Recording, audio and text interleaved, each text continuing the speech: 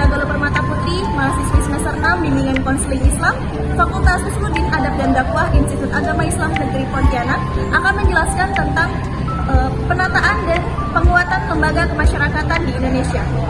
Selamat menyaksikan. Nah, di sini saya akan menjelaskan tema yaitu penataan dan penguatan lembaga kemasyarakatan.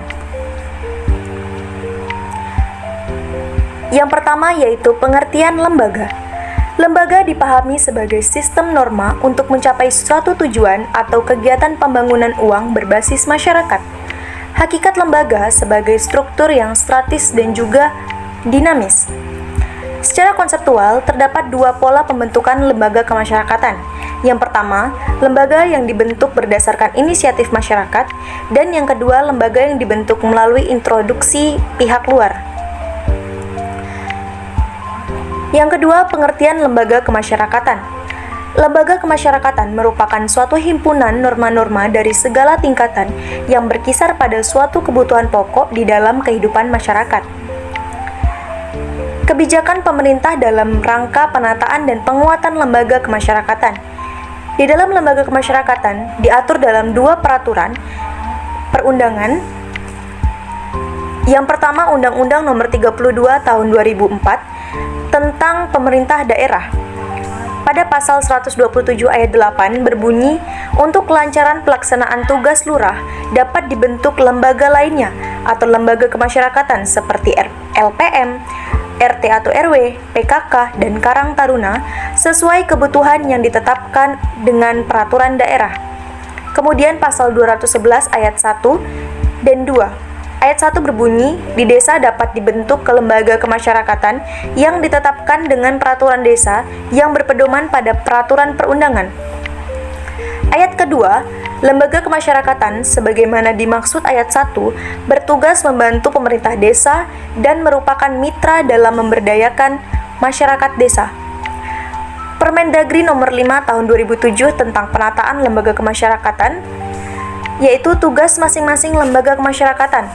Ada LPM atau LKMD bertugas untuk menyusun perencana, melaksanakan, mengendalikan pembangunan secara partisipatif, menggerakkan swadaya gotong royong.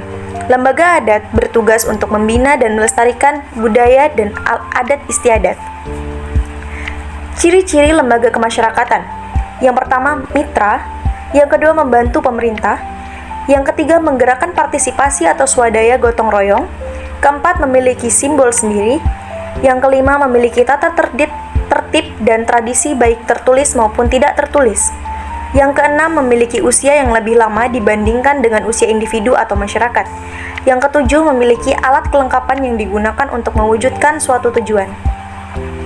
Adapun norma-norma di dalam masyarakat, yang pertama ada cara atau usage, menunjukkan pada suatu bentuk perbuatan. Yang kedua, ada kebiasaan atau folkways, yaitu perbuatan yang berulang-ulang dalam bentuk yang sama. Yang ketiga, tata kelakuan atau mores, kebiasaan yang dianggap sebagai cara berperilaku dan diterima norma-norma pengatur. Dan yang keempat, ada adat istiadat atau customs, tata kelakuan yang kekal serta kuat integrasinya dengan pola-pola perilaku masyarakat. Adapun jenis-jenis lembaga kemasyarakatan, yang pertama LPM atau Lembaga Pemberdayaan Masyarakat atau LKMD. Yang kedua ada lembaga adat. 3. Tim penggerak PKK desa atau kelurahan. Yang keempat RT atau RW. Yang kelima Karang Taruna, dan yang keenam lembaga kemasyarakatan lainnya.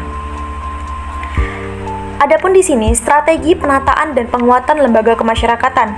Yang pertama, mengidentifikasi lembaga kemasyarakatan dari tugas dan fungsi dari masing-masing lembaga.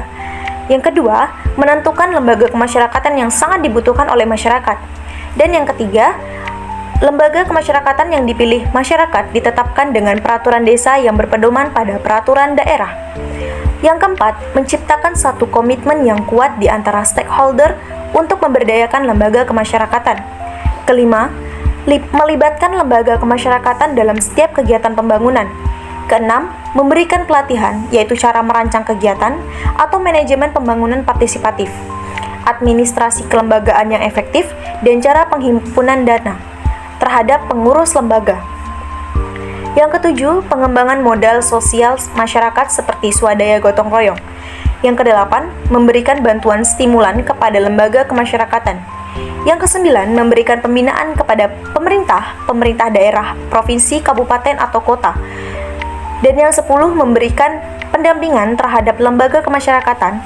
Pendamping dapat berasal dari pemerintah atau pemerintah kabupaten kota, atau lembaga swadaya masyarakat, atau universitas, atau masyarakat peduli lainnya.